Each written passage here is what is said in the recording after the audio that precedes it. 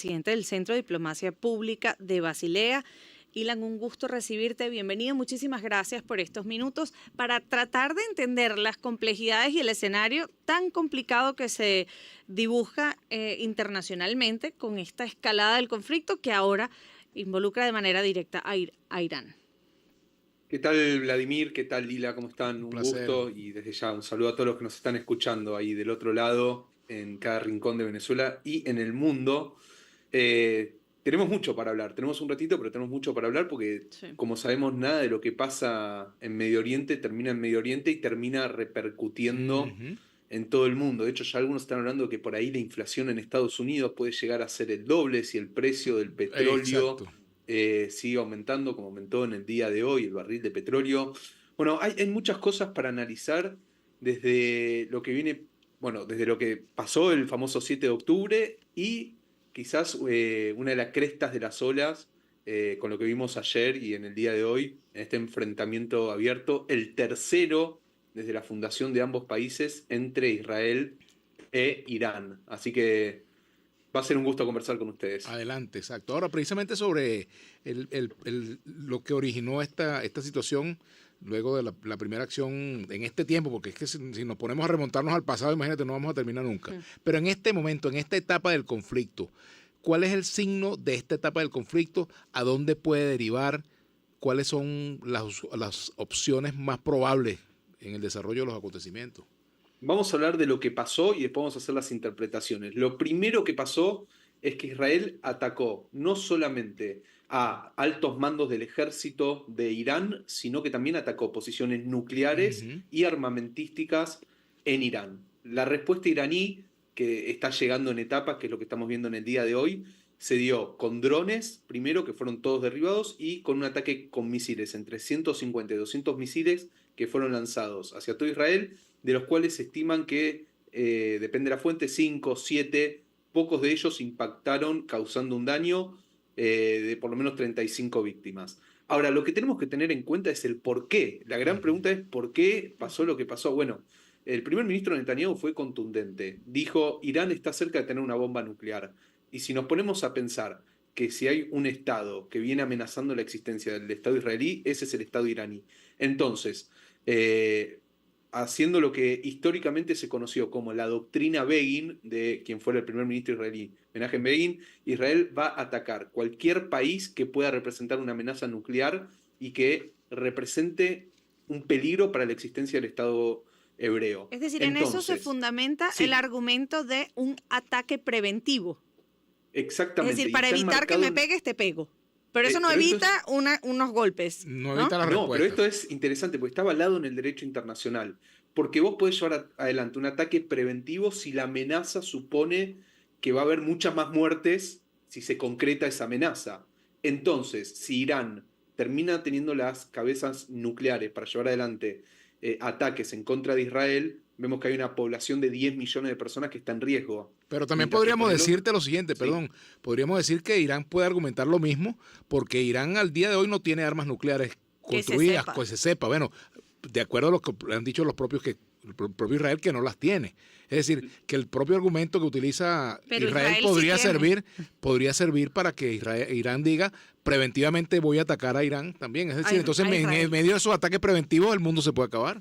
Lo que pasa es que todo tiene que ver con las capacidades y las intenciones. Si vos te pones a pensar desde el año 1948 que se formó el Estado israelí, realmente representó una amenaza para la existencia de Irán, tuvo intenciones de hacer desaparecer Irán, cuando vos ves que los diferentes presidentes iraníes que fueron asumiendo el cargo diciendo que la amenaza sionista, que se va a construir un Estado palestino sobre un Estado israelí y demás cosas.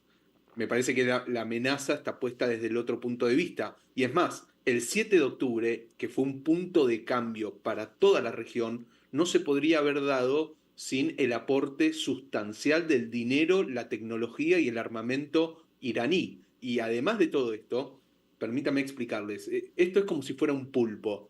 Irán es la cabeza de ese pulpo y los tentáculos son los diferentes grupos terroristas que actúan en la región. Hamas, Hezbollah, los hutíes en Yemen, milicias pro Irán en Irak. Bueno, todos esos frentes son las guerras que Israel viene llevando adelante desde el 7 de octubre. desde el 7 de octubre del 2023, con lo que fue la invasión de Hamás a suelo israelí. Hamás está debilitado. Hezbollah sufrió un golpe durísimo en el último tiempo.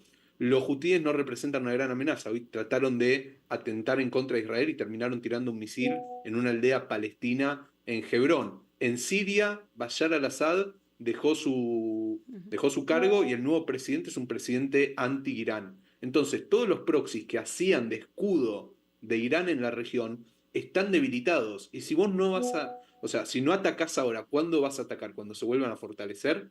Esa es la postura israelí de por qué se dio el ataque en estos días. Y ante todo, la amenaza de, un Irán nuclear es un punto, es una línea roja a la que no se puede volver. Miren si podemos salir de este conflicto y hablamos de lo que pasa entre Rusia y Ucrania. ¿Por qué no se ataca tanto a Rusia en la Unión Europea? Y muchos analistas coinciden. El tema de que Rusia posee la cantidad de armas nucleares que posee es algo que hace que no pueda ser atacado. Entonces todas estas cosas se empiezan a poner en juego en este ataque preventivo que arrancó Israel ayer a la noche y que hoy tuvo su contrarrespuesta iraní. Y vamos a contarles algo a todos los que nos están escuchando. Esto no termina hoy. Esto va a seguir y estimaciones hablan por lo menos de 2 semanas. Y te digo que esto, lo que estamos viendo, es muy parecido a lo que pasó con Hezbollah en el Líbano también. O sea, Israel eliminó a quienes se encargan de tomar las decisiones a nivel militar. Entonces vos tenés un general que estuvo 10, 15, 20, 30 años preparándose para atacar a Israel y de repente en una noche lo eliminan. La persona que va a ocupar ese cargo, ¿cómo va a tomar decisiones? Claro, también Pero, es lo Ilan, siguiente. ¿cómo imaginas el fin del conflicto? No de esta ofensiva, no de esta escalada, no de esta ola, que más bien supone, próximas semanas de muchísima tensión, pero este quizás es un conflicto que tiene muchísimos años, que además pone en jaque y tiene una afectación global. ¿Cómo se vislumbra el fin del conflicto si nadie dice hasta aquí?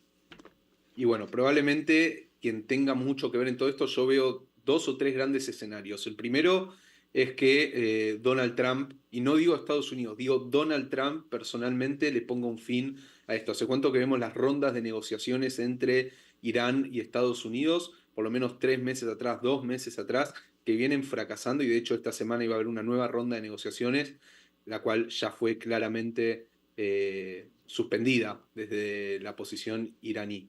Por el otro lado, el escenario que veo menos factible puede ser que la Organización de Naciones Unidas llame al diálogo y le ponga un fin a esto. No lo veo posible porque no tiene la fuerza y el poder para mediar entre estas potencias. Y quizás la otra respuesta provenga nuevamente de Qatar. Qatar a través de Estados Unidos y también de otros estados potentes en la región puedan ser quienes traten de mediar las posiciones entre Israel, Irán, Israel y el grupo terrorista Hamás. Digo, es lo que venimos viendo en este último tiempo, a veces con más éxito y otras veces con menos éxito. Fíjate, también están otros elementos y es lo que la comunidad internacional en general ha venido advirtiendo. Lo que ocurrió, por ejemplo, en Gaza, se están dando la respuesta militar de Israel a Hamás ha sobrepasado ya límites que la comunidad internacional, los factores muy importantes de la comunidad internacional han venido rechazando claramente con resoluciones, etcétera. Canadá, España, por ejemplo. Bueno, por ejemplo, Brasil, etcétera, sobre los ataques a la población civil en Gaza.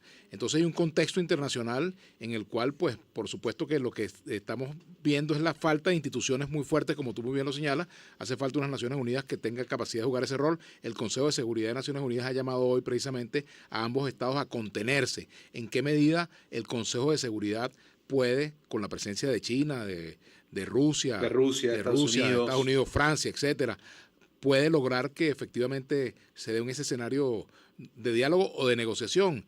Y lo otro es que, evidentemente, bueno, se sabe cómo comienzan estas cosas, pero no cómo terminan y cuáles son las alianzas que terminan concretándose para hacer frente a cada uno de los bandos en conflicto. Bueno, lo que pasa es que es muy paradójico, ¿no? Porque por esto te hablo de que la ONU o el Consejo de Seguridad, que es un organismo dentro de la ONU, ha perdido mucho el control de la situación porque hay un cambio regional muy fuerte con un nuevo rol de China, con un nuevo rol de Rusia, también involucrado en la guerra con Ucrania, Estados Unidos con su política de American First y esta diplomacia que inauguró Donald Trump, que es la diplomacia de las amenazas. si no haces lo que a mí me gusta, te va a pasar tal cosa. Y cortó todo tipo de diálogo multilateral. Entonces los organismos multilaterales hoy en día están fracasando en el mundo.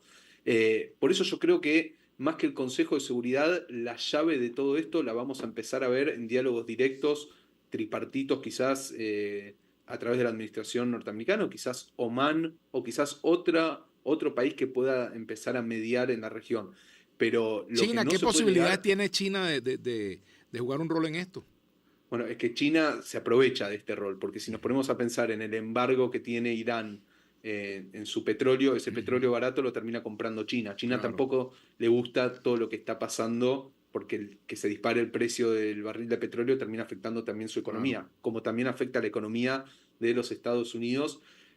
China trata de mantenerse como un tercero también en el medio, pero no termina nunca de jugársela y es un actor que no tiene gran preponderancia, así que lo está tratando de hacer adquiriendo puertos, y sabemos que la zona de Medio Oriente también o sea, cumple un rol central en la Sí. economía, no solamente por el petróleo, sino también por el tráfico de los barcos que atraviesan esa región. Entonces, cuando todo está muy convulsionado, yo diría que hoy por lo menos no es momento de hablar de cómo se va a resolver. No, no parece que se va a resolver, y creo que la manera en la que se va a resolver es cuando, por lo menos desde la posición israelí, se cumplan los objetivos de la guerra que en gran parte se empezaron a cumplir. Cuando desmantela plantas nucleares en Natán, en Isfahán y en otros lugares, lo que hizo fue ralentizar el desarrollo nuclear iraní, que es la gran obsesión de Netanyahu, no del Netanyahu hoy gobernante, sino del Netanyahu anterior gobernante también, y de todas las administraciones Pero israelíes justamente sobre la que lo figura predecieron. de Netanyahu me gustaría conversar contigo, Ilan,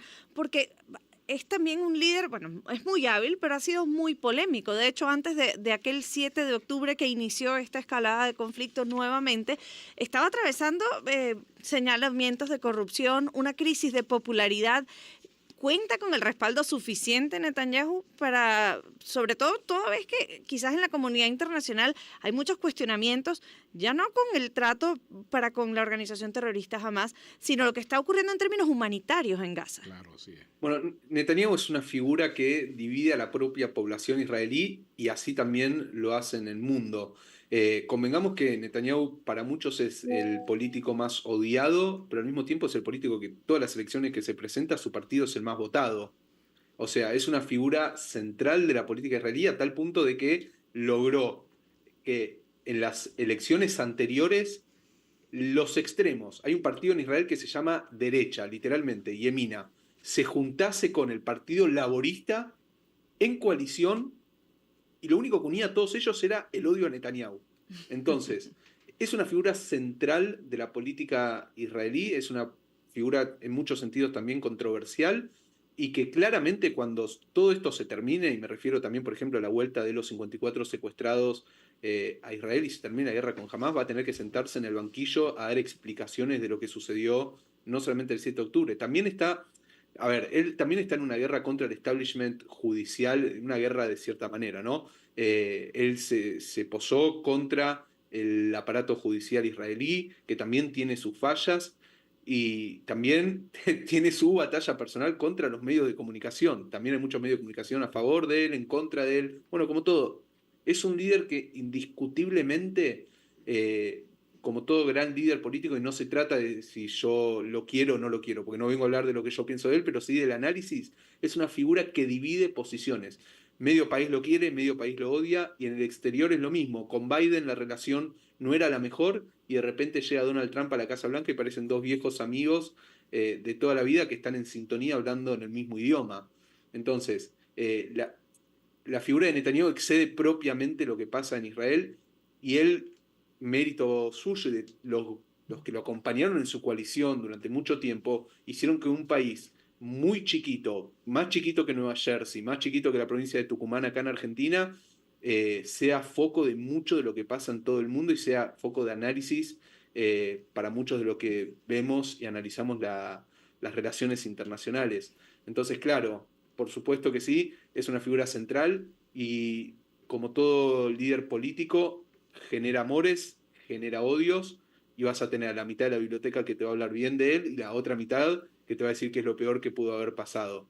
La realidad es que el futuro de lo que pase con el gobierno israelí no solamente depende de la coalición, pero específicamente depende de lo que la propia población israelí decida en las elecciones, que si no cae el gobierno van a ser el año que viene. Fíjate lo siguiente, ya nos quedan 2 minuticos, pero rápidamente hemos tenido antecedentes de cómo liderazgos moderados, tanto del lado palestino como del lado israelí, llegaron a ponerse de acuerdo.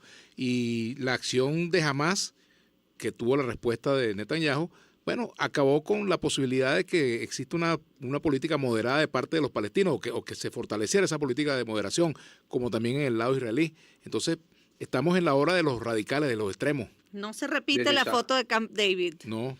No se va a repetir mientras que los extremos estén de cualquiera de los lados. Ni con Ben-Gvir ni Smotrich del lado israelí, que lo hacen parecer a Netanyahu de izquierda. O sea, Netanyahu es lo más a la izquierda del gobierno actual, podríamos decir en términos, si lo midiéramos en términos occidentales, y del lado palestino, mientras que la ideología de Hamas esté presente. Yo lo defino de la siguiente manera: mientras que un Estado quiera estar arriba del otro y no uno al lado del otro, va a ser imposible llegar a un acuerdo, a un diálogo, que es lo que seguramente la mayoría de la humanidad estamos de acuerdo que tiene que suceder para que Bueno, este debería conflicto haber un Estado palestino y uno termine. israelí. Esa sería la solución, pero eso lo ve uno desde aquí. Eso es lo que uno ve, pero de lejos es fácil meterse en problemas de ese tipo. Exactamente. Pero bueno, es eso. Los radicales, de un lado o del otro, no van a acercar posiciones. Las posiciones céntricas, digamos, centro-izquierda, centro-derecha, centro, es lo que puede llegar a acercar un posible diálogo, pero para eso hay que ser realistas. Va a pasar mucho tiempo porque la herida del 7 de octubre tiene que terminar. Bien, Ilan, muchísimas gracias por estos minutos. Ilan Busni, analista internacional especializado en Medio Oriente, presidente del Centro de Diplomacia Pública de Basilea. 6:55, vamos a la pausa y ya venimos. La fusión con lo mejor